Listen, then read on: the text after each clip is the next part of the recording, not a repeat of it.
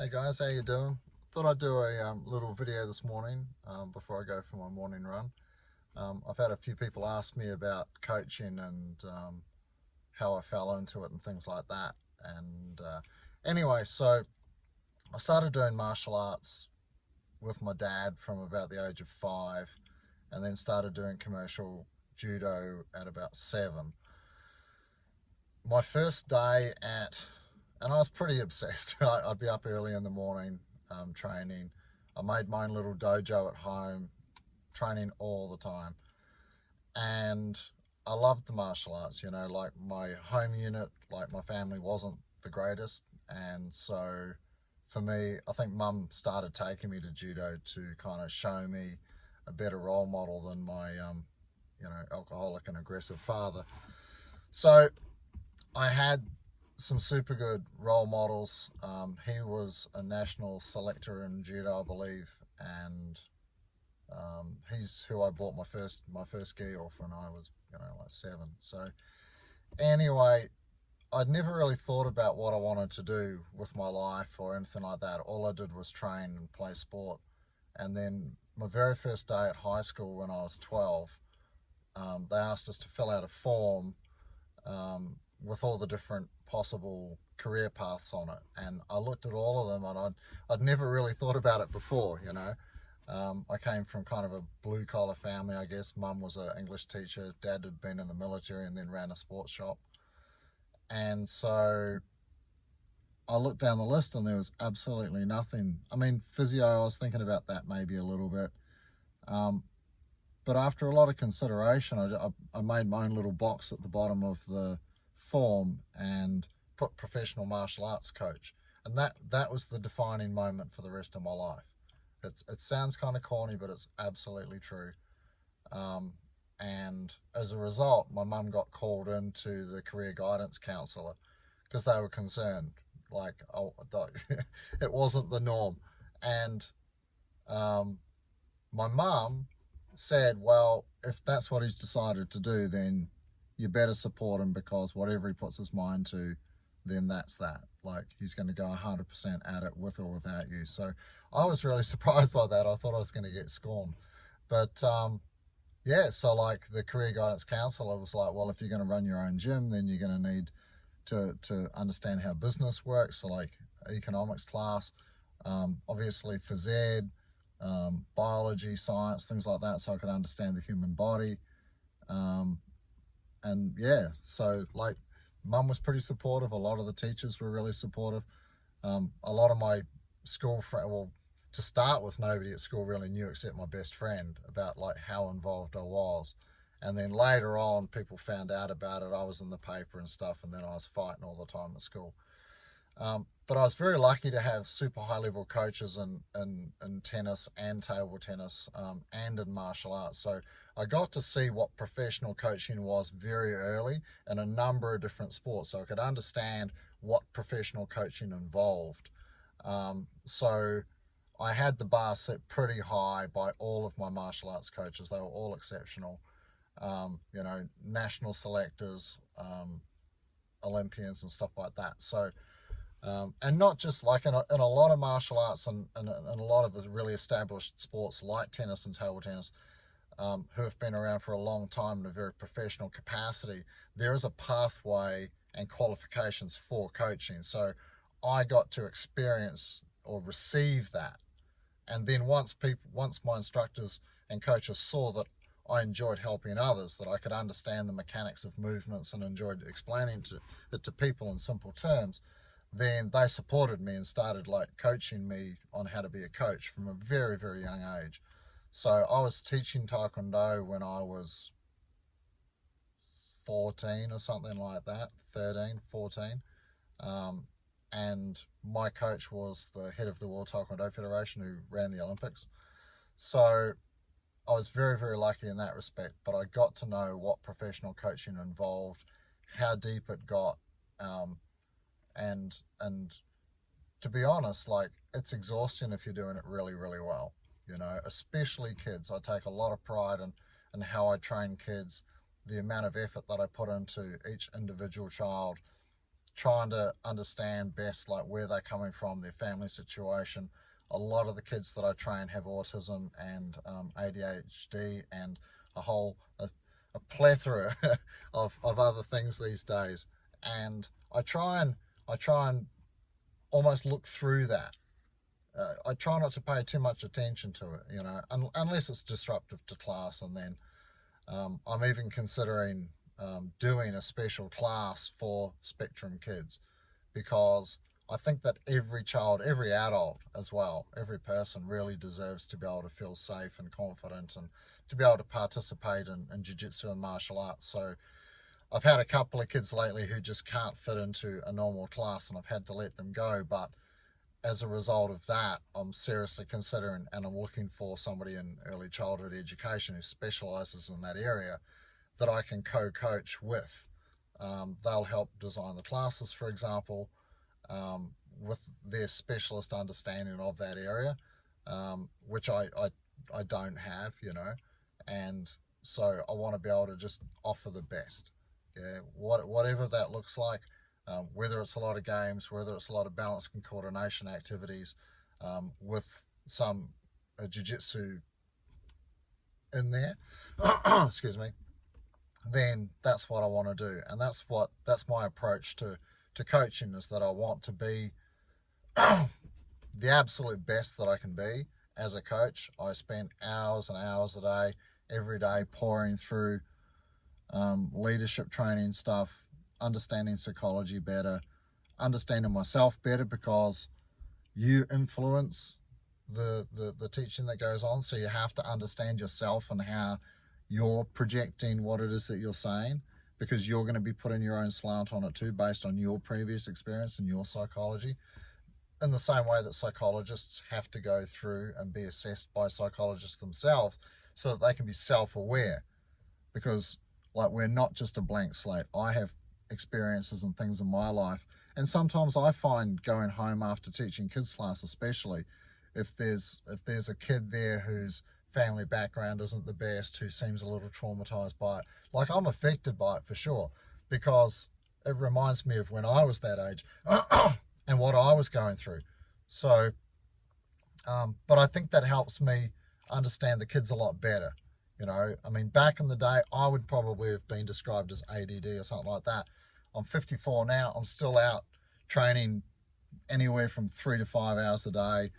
And if I don't, I really struggle to sleep. I'll lie awake and just stare at the ceiling most of the night.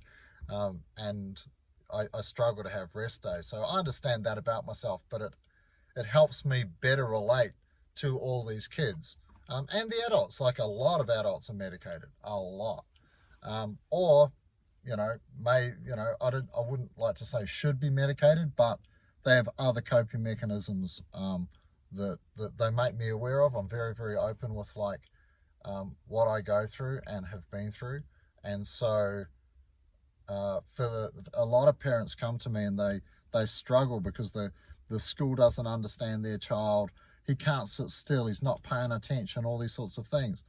And within 5 minutes or 10 minutes of coaching the kid, I can tell where their strengths and weaknesses are, and I think that, and it's really tough on the school system, I'm sure. If there was a performance bonus for teachers in the public system, and they could make, $250,000, $500,000 a year teaching if they were exceptional, they'd probably end up hiring delegating in the classroom, hire some specialists and stuff like that to come into the class, and then you would get better teacher to student ratios and people who really cared about the kids' investment and their development. But like, modern schooling is just like a cookie cutter. and if you don't fit into that middle of the road cookie, if you're a little bit under, well, you're going to have to be medicated. If you're a little bit over, you're going to have to get medicated. And it really saddens me to hear about all these kids who have been forced to take medications, or they can't go to school. It's really sad. I think that it's a failure of the school system, and I think that teachers have their hands tied. They might come into the industry really wanting to do the best in the world and make a difference, and then once they're in there, they just get stuck in this bureaucratic pigeonhole, and you can't do this and you can't say that, and if you say this you'll get fired, and then this is mandatory and that's mandatory and these are the words you're going to use, and if you say this then you're gone. And I think that most come in with great intentions, but just get stuck in this yeah, I can only describe it as horrific, really, from what I see. And private schools don't just seem to be like that much different.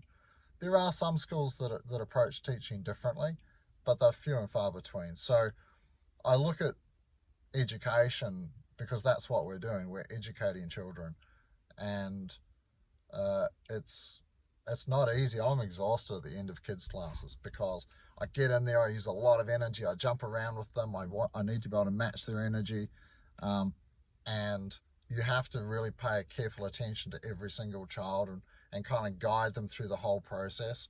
And I make sure I've got lots of assistant coaches with me. I want the teaching ratio to, even though it costs me a lot more money, I want to make sure that the kids get what they need, like not what can we afford. I just think that they deserve everything that we can possibly give them.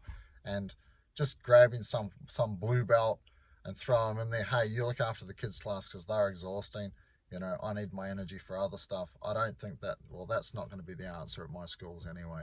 I'm really, really fussy with the quality of the instruction that we deliver, and I take all the classes myself until I'm 100% confident that my coaching staff can follow on with the quality of teaching that I demand.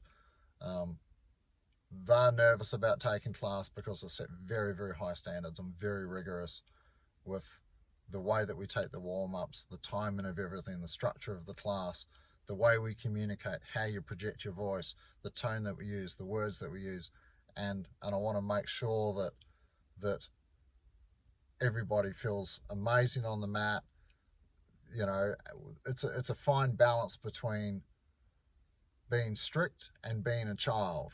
Yeah, like you have to sit in this kind of kidult thing where you have to go from being childlike to be able to relate to them and have the energy, and then you have to like frown, and you have to be able to like let them know without intimidating them, that you're the boss and they need to follow your instructions. So anyway, so from a very young age, I knew that I wanted to be a professional martial arts coach.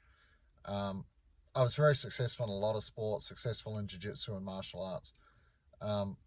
And I never really, it didn't really bother. I was equally as passionate about competing and fighting as I was coaching. So if I got injured, for example, I was a bit bummed out, but I would just focus a lot more on teaching and go, okay, I'm going to offer a higher quality coaching experience to my students.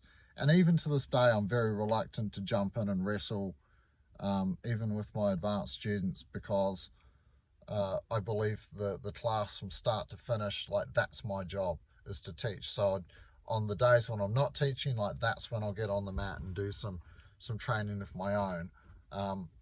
But in my own classes, not really. Sometimes I do.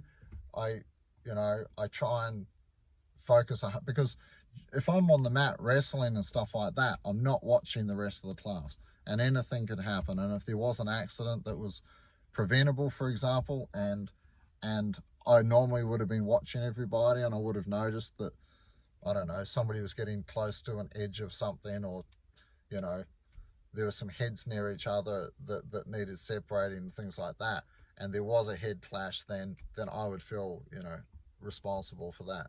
And I think that like this open mats and things like that, that's different. Or you could have like an advanced class where you don't have to watch them quite as carefully, but I prefer to do, that's why I come out, do all my physical training in the mornings, and then I coach at night, and then on the other days then I'll combine the two and go wrestle somewhere else. So for anybody wanting to get into coaching and become a coach, I think that the most important thing is to have a desire like inside you that really deeply enjoys helping others and giving to others, and then find somebody who can help you. Like not necessarily, not all black belts are coaches. Yeah, just because you wear a black belt, like in Brazil, for example, the red bar, a lot of people aren't even aware, the red bar used to get taped on a year after, or sometimes two after you got your black belt. Your black belt would be just a blank black belt. And that shows that you have a particular skill level and knowledge level. But in terms of teaching, in Brazil, they would see teaching as a completely separate thing. So once you got your black belt, then you would be taught how to teach. And then a year or two later, they would put the red bar on, and they would use like finger tape to tape it on. That's why the red bar has a white thing at the top and the bottom to symbolize that. I mean, now they're all pre-sewn on. And there's just an assumption now that if you're a black belt, that you can coach. Like the black belts just come with a red bar on them automatically. And, you know, like that's a little bit odd. So I think that a lot of people don't realize that imparting information and the skill of coaching is completely separate to your ability as a fighter. It's completely unrelated. I've met and trained with and had my school run sometimes by like multiple world champions who, you know, are shocking coaches, you know, absolutely shocking coaches.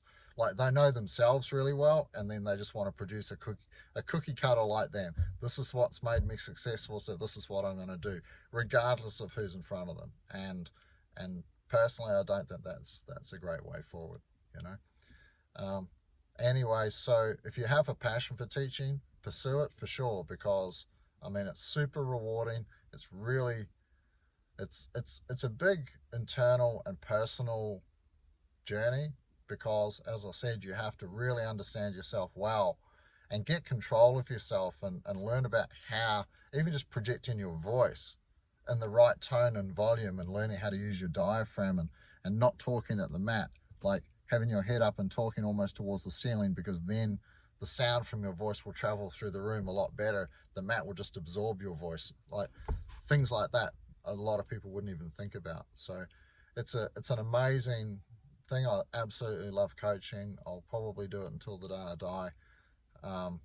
And yeah, it's super rewarding, incredibly rewarding. But it's not as simple as just throwing on a belt and telling people what to do and showing them what's worked for you, or even just teaching them the curriculum. Like having a specific coaching program for coaches, and having someone who has been through and is a very experienced coach to be able to lead those people, like that's the way forward. Yeah, because you have to have a mentor. I have people above me that I look up to, that I learn from, and I'm constantly trying to get better and learn more about myself and learn more about teaching, communication, psychology, and how we learn. Is the person a visual learner? Do they need you to draw a diagram on a whiteboard? Do they need to do it? Like a lot of males tend to be visual kinetic, so we like images and we like to be able to see things and picture it, and then we like to be able to do it and are very kinetic, learn by doing. Women, on the other hand, for the most part, tend to be very audio based. They're very good at listening, and they understand concepts through their ears, yeah, more so than being very visual. And the, you know, kinetic audio, whereas men for the most part tend to be visual kinetic and understanding what that is. And there's different phases of learning, so understanding like how you move through the 4 different phases of learning will help you know how to approach a person. Like you'll know where they are in which level, which of the 4 levels they're in, and based on that, then that will change the way that you coach them. So there's a lot going on there, just between 4 levels of learning and 3 or 4 different modes of learning, whether they're visual, audio, or kinetic, or usually a combination of them. And then that will help guide you on how to best coach that particular person. Yeah, so there's a lot to it. Anyway, that's enough from me. If you're thinking of coaching, give us a yell. If you've got any questions about coaching or things like that, then hit me up in the comments. I love hearing from you guys, and I'll do my best to pass on my 10 cents and yeah, try and improve coaching throughout the world every day. See you guys. Bye.